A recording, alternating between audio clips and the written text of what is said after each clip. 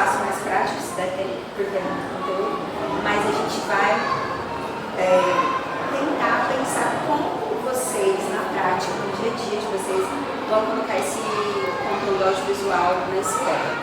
Está uns 10 anos, 9, 10 anos, e esse contato com o audiovisual, com os eventos em si, é a questão da prática, a gente coloca um planejamento, alguma questão da explicação, a gente tenta dinamizar isso também. E vocês têm TV, todas as salas têm TV. Esse ano as crianças não tiveram tablet, né? Não vai ter. Tem. Tá, A gente não vai fazer essa distribuição.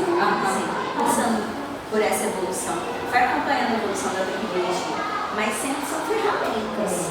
São ferramentas que a gente usa.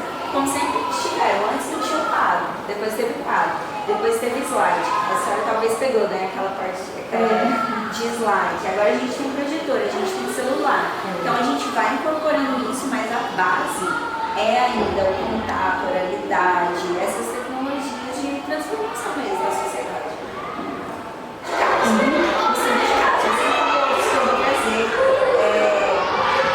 Como foi esse trabalho? A gente tinha uma coordenadora, que era a professora Juliana, que ela é uma historiadora que trabalha exatamente o uso do audiovisual na sala de aula.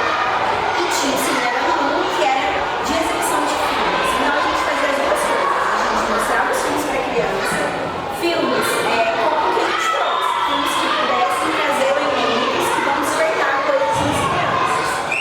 E trabalhava um pouco da história da cidade. Então a gente foi trabalhando isso ao longo de um ano. A gente exibia filme, discutia, trabalhava história. E trabalhava também os elementos da audiovisual. O que é plano, o que é enquadramento e tudo mais. Porque tudo que vocês estão vendo foi feito pelas crianças. Desde a história, e aí eu falo um pouco da história, que é uma parte muito legal, até a filmagem, até o elenco e tudo. E a história é muito própria de Grenópolis. Então foi assim, a gente depois de todo esse tempo estudando, mostrando conteúdo para eles, de audiovisual, um conteúdo que fosse diferenciado, que desse inspiração para eles pensarem as próprias histórias, a gente abriu um papel bem grande no chão, colocou uma coluna de personagens, uma coluna de objetos e uma coluna de cenários. Para todas as crianças tinham que participar. Então aí começava, você falava dois personagens, um objeto e um cenário. E isso tudo a gente vai reunindo para dar um exemplo sobre a questão da geografia, né, do cerrado e tudo mais, que foi o que a gente escolheu trabalhar aqui. E aí, que tinha a ver com a proposta da própria Andu e tal.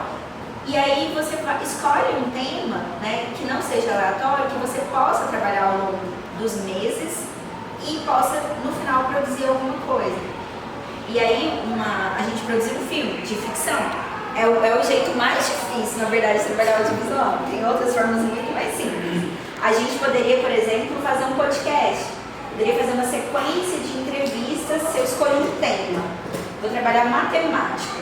E aí eu escolho um tema. Como é que era trabalhada a matemática na época dos avós?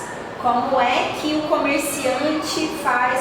Sabe, se a gente escolhe um tema e a gente vai trabalhando ele, por exemplo, você pode escolher, por exemplo, um podcast, ou você pode escolher uma animação. A criança cortava a maçã em 4 partes.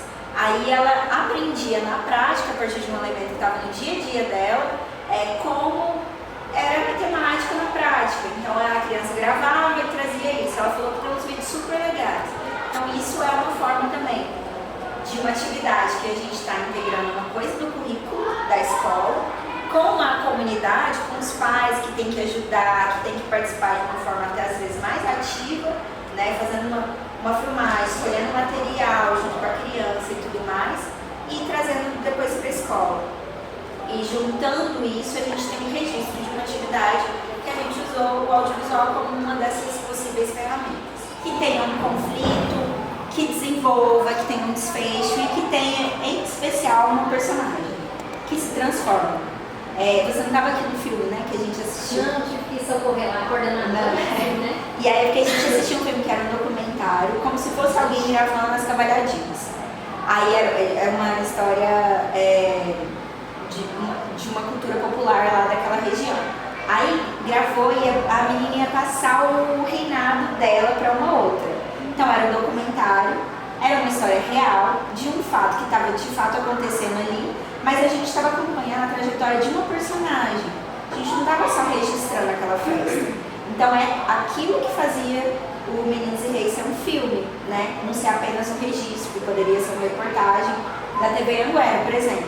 A diferença está aí, entre a gente registrar e a gente construir uma história. E aquilo faz ser um documentário. Não sei o quê. E aí, nossa, gente, ela chora muito, ela realmente é muito triste. Uma outra pessoa que não conhece a peça, não participa tão intimamente, né, daquela tradição, como não ia contar daquela forma. Exatamente. Para ela não tem o mesmo sentido. Não é emocionante. Isso. Não tem o mesmo significado. Não tem. Se a gente colocar